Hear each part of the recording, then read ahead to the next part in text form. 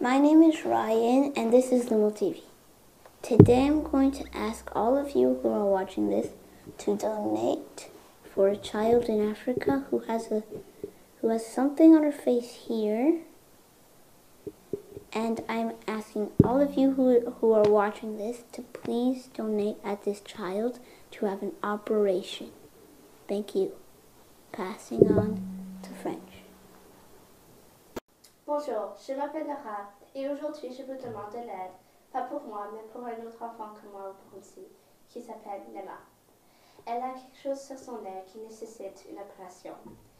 Ses parents n'ont pas assez d'argent pour l'opération et votre aide sera très bénéfique à l'enfant. Merci. Banywanyi ba Limo TV aho muri hose ndabaramukije ndi Jean-Pierre Urukundo. Uno munsi nagira ndabasabe mwese aho muri hose mukurikirana iyi video muyipartage kugira ishike kure kuko ni igikorwa cy'urukundo kigiye gukoreka ngaha. Uyu mwana mubona ni umwana ari Burundi ariko akagwaye ikintu kujisho cyavyimbye. Ngira ndabumvishe rero umwana ababwire uko amerewe. Naho amasa n'amasa nayatoroshe kubona kuko bisa n'ibibabaje arababaye mwihangane. Aha.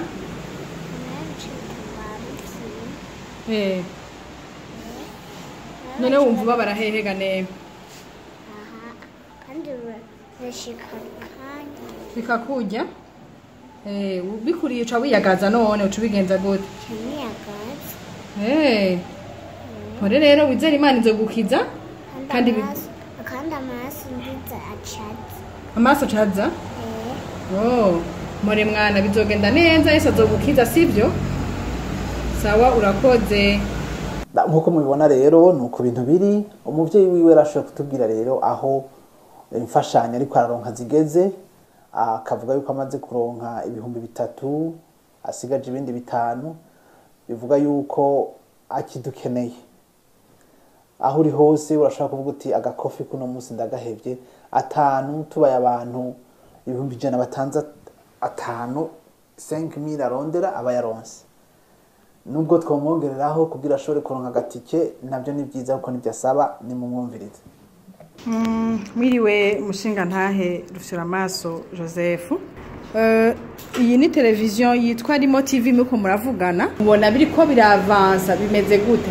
Canke mwotera kamo uwundi muntu agize ico ashobora gufasha ko yobafasha mu buryo bwa gute?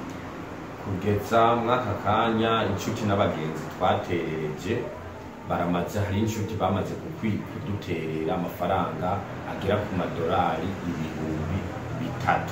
Ubu rero tukaba tukiterereza inshuti n'abagenzi umuntu afise kungeneye gufasha akadufasha kugira turonke ubwo bundi buryo bw'5,000 bisigaye gusa mugabo n'ubundi nta gatike dufise mwayo mafaranga.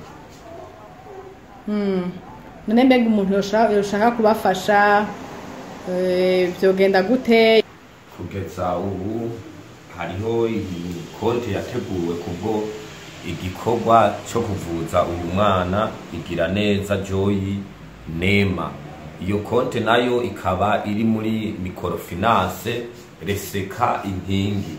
Muti rero ibintu byogenda gute?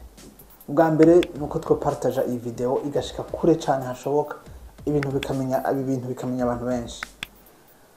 Icya kabiri nuko dutanga amafaranga ari 5 ari 10 kuri GoFundMe mubona cyangwa mukamuhamagara cyangwa mugashira kuri konte amafaranga kuri konte nayo nyine mubona.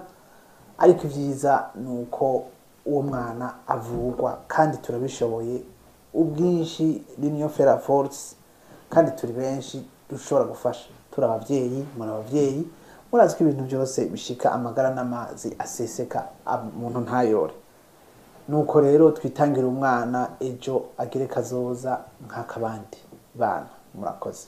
Jean-Pierre Urukundo, Limo TV.